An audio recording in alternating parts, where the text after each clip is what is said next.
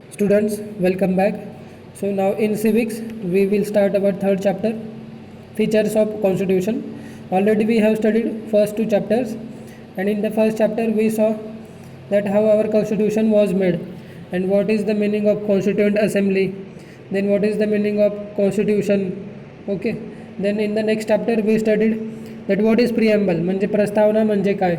ठीक आहे, तर पहिल्या प्रकरणात आपण बघितलं की कशा प्रकारे जी ही सभा होती, राज्यघटने तयार करण्याची जी सभा होती त्यात कोण कोण होते, त्याच्यात अध्यक्ष कोण होते, कोणाकोणाचं योगदान होतं, हे सगळं आपण पहिल्या प्रकरणात बघितलं. दुसऱ्या प्रकरणात बघितलं की जी प्रस्तावना आहे राज्यघटनेची त्याच्यात काही शब्द आहेत, त्या शब्दांचे अर्थ बघितले. कोणते शब्द आहेत तर सॉव्हरेन, सोशलिस्ट, सेक्युलर म्हणजे धर्मनिरपेक्ष, डेमोक्रॅटिक लोकशाही, रिपब्लिक प्रजासत्ताक.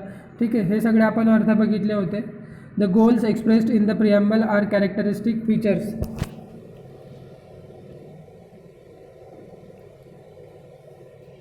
Of our constitution as well. ठीक आहे, तर जी प्रस्तावना आहे त्याच्यात काही गोल्स आहेत, म्हणजे आपल्याला काय अचीव करायचं आहे, काय मिळवायचं आहे.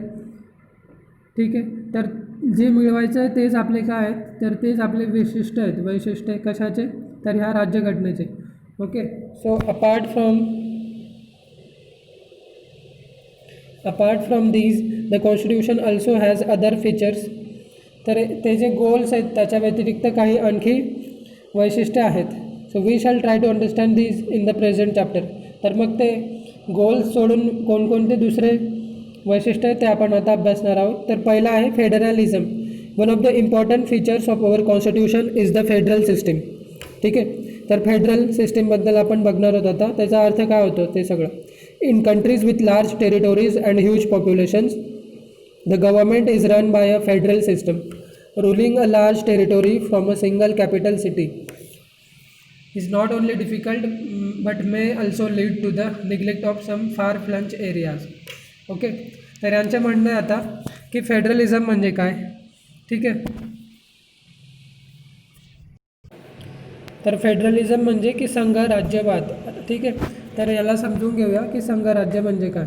ठीक आहे, so now ruling a large territory from a single capital city is not only difficult. ते मग याचा अर्थ काय होतं की जसं की दिल्ली घ्या. ठीक आहे, तर दिल्लीमध्ये आपली ती पूर्ण देशाची राजधानी. ठीक आहे, तर तिथून आपला देश चालवणं अगदी सोपं नाही आहे, कारण की भारताचा जो भौगोलिक विस्तार आहे खूप जास्त आहे. दिल्ली उत्तर भारतात आणि उत्तर भारतात. ठीक आहे, तिथून पश्चिम भारत, पूर्व भारत आणि दक्षिण भारत अगदी लांब लांब आहेत, हे की नाही, तिथे पण लोक राहतातच. तर मग त्यात शक्यता आहे की काही ज्या सोयीसुविधा आहेत त्या इतक्या लांब भागांमध्ये जे लोक राहतात त्यांच्यापर्यंत पोहोचणार नाही. तर मग त्यासाठी काय करायचं आहे. So people residing there cannot participate in the affairs of the government. ठीक आहे, त्यांच्याबरोबर काही आपल्या सेवा पोहोचणार नाही ते तर ठीक, ते तर आहेच, पण त्याचबरोबर काय की ते आपले जी गव्हर्नमेंटची सिस्टीम आहे जसं की निवडणूक वगैरे किंवा निवडून येणे, हे सगळ्यात ते भाग नाही घेऊ शकत इतकं लांब असल्यावर. Therefore governments function at 2 levels in a federation. ठीक आहे, तर मग संघराज्य म्हणजे काय की आपलं एक सेंट्रल गव्हर्नमेंट असेल, म्हणजे एक केंद्र शासन असेल जे राजधानीच्या इथे काम करेल, जसं आपलं आहे केंद्र शासन दिल्लीला.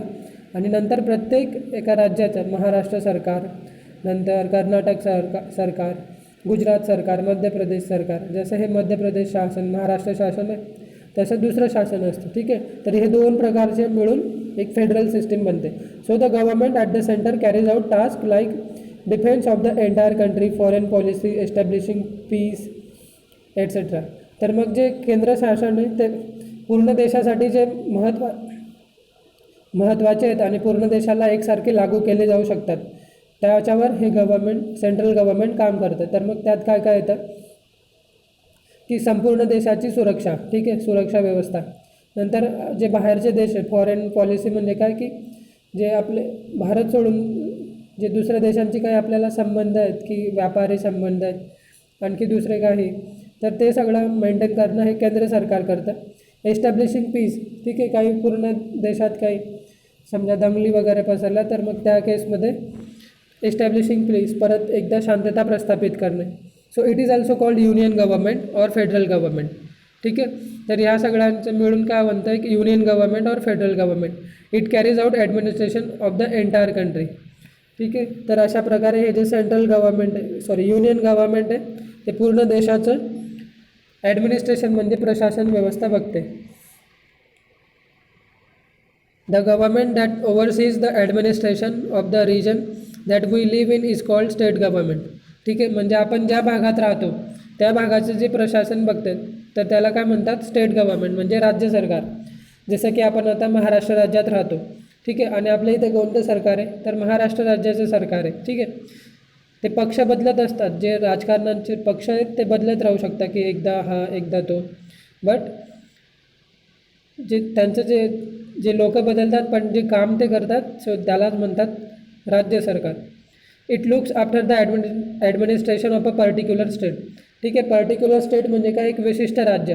जसं की महाराष्ट्र राज्य कशाचं प्रशासन बघेल तर महाराष्ट्र राज्याचं पूर्ण जेवढे आपले 36 जिल्हे आहेत. ठीक आहे. त्या सगळ्यांचं. So for example government of Maharashtra looks after the administration of the state of Maharashtra. जसं मी आता म्हटलं तेच आहे की महाराष्ट्राचे राज्याचे जे सरकार आहे तर ते महाराष्ट्रातील जे ॲडमिनिस्ट्रेशन आहे त्याचं प्रशासन आहे ते बघेल. The system of running the administration of a country cooperatively by the governments at 2 levels making laws about different subjects is called federalism. तर आता इथे फेडरलिझमची डेफिनेशन दिली आहे की फेडरलिझम म्हणजे काय. तर अशी सिस्टीम ज्यात 2 लेवल आहेत. ठीक आहे. गव्हर्नमेंट म्हणजे सरकारच्या 2 लेवल आहेत. तर ते काय करतं एकमेकांशी ते सहकार्याची भावना ठेवून ॲडमिनिस्ट्रेशन करतात. म्हणजे काय की प्रशासन व्यवस्था चालवतात देशाची आणि प्रत्येक राज्याची. Making laws about different subjects. आता सब्जेक्ट म्हणजे काय की शिक्षण हा एक विषय झाला, नंतर सुरक्षा व्यवस्था हा एक विषय झाला, तर शिक्षण येईल राज्य सरकारकडे किंवा दोघांकडे. ठीक आहे ना. एक कॉन्करंट लिस्ट असते. ठीक आहे. नाही आपण राज्य सरकारचं बघूया की पोलीस व्यवस्था, तर पोलीस व्यवस्था राज्य सरकारकडे आणि पूर्ण देशाची सुरक्षा व्यवस्था केंद्र शासन. ठीक आहे. तर अशा प्रकारे वेगवेगळे विषय असतात. तर ह्या सगळ्या विषयांवर जे कायदे करतात दोघं मिळून एकमेकांशी सहकार्य करून at 2 different level that is called as federalism. ठीक आहे. Okay. So now next is separation of powers.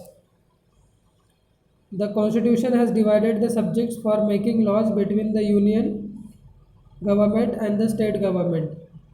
Okay, so let us see which government is entrusted with what subjects. Our Constitution has given 3 lists of various subjects. Okay, so now separation of power म्हणजे आता जी त्यांची जी शक्ती, आता power म्हणजे एक प्रकारे तिथे जे त्यांना ॲडमिनिस्ट्रेशन म्हणजे प्रशासन करायचं आहे, ती व्यवस्था चालवायची, त्यासाठी त्यांच्या हातात काहीतरी पॉवर पाहिजे. ठीक आहे. म्हणजे त्यांच्या हातात काहीतरी एक प्रकारे प्रशासनिक, ठीक आहे, प्रशासनिक पॉवर म्हणता येईल त्याला. It is not muscular power. So म्हणजे लोकांनी त्यांच्याकडे काहीतरी अधिकार पाहिजे. पॉवर म्हणजे काय अधिकार. ठीक आहे. जेणेकरून लोक त्यांना फॉलो करतील किंवा ते जे सांगत आहेत त्यांच्या नियमांचं कायद्यांचं सूचनांचं पालन करतील. ठीक आहे. तर सेपरेशन ऑफ पॉवर्स म्हणजे काय तर constitution has divided the subjects for making laws between the union government. मग आता राज्य सरकार आणि केंद्र सरकारमध्ये काही वेगवेगळे विषय आहेत. ठीक आहे. त्या विषयांमध्ये मग हे जे प्रशासन व्यवस्था आहे त्याला आपलं काम करणं सोपं व्हावं म्हणून हे डिव्हिजन केलं आहे. ठीक आहे. So let us see which government is interested with what subjects. मग आता आपण बघूया की केंद्र सरकारकडे कोणते विषय आहेत, राज्य सरकारकडे कोणते विषय आहेत आणि दोघांकडे. ठीक आहे. कॉन्करंटमध्ये काय आहे. So the first list is called union list. It contains 97 subjects on which the union government makes laws. ठीक आहे. पहिली लिस्ट कोणती मग. So first list is union list म्हणजे केंद्र सरकारची यादी. ठीक आहे. यादी एक प्रकारे ज्याच्यात वेगवेगळे विषय आहेत त्या विषयांची यादी. ठीक आहे. It contains 97 subjects. तर याच्यात एकूण 97 विषय आहेत ज्याच्यावर केंद्र सरकार आपले कायदे बनवतं. The state list is for the state governments to legislate upon. ठीक आहे. मग जी राज्याच्या विषयांची यादी आहे ते कशावर राज्य सरकार कशावर कायदे करतं तर राज्याच्या यादीत जे जे विषय त्या सगळ्या विषयांवर राज्य सरकार कायदे करते आणि त्याच्यात एकूण 66 म्हणजे 66 विषय आहेत. So apart from this two list there is a concurrent list which contains 47 subjects. ठीक आहे. तर ह्या दोघं लिस्टशिवाय आणखीही काही आहेत जे येतात कॉन्करंट लिस्टमध्ये. तर कॉन्करंट लिस्टमध्ये किती आहेत 47 subjects. So now question 1 for homework is that what is the definition of federalism, what is the definition of federalism. Okay, and there are question 2 and there are how many list of subjects, how many list of subjects. Okay, and write the names of those subjects, sorry, and write the names of those lists. Okay, so both governments can make laws on subjects included in this list. ठीक आहे. जे जे concurrent लिस्टमध्ये काय विषय आहेत ना त्याच्यावर राज्य सरकार आणि केंद्र सरकार दोघं आपले लॉ बनवू शकतात. If a subjects comes up that is not included in any of the list the union government is entitled to make laws on it. These powers are termed as residuary powers. ठीक आहे.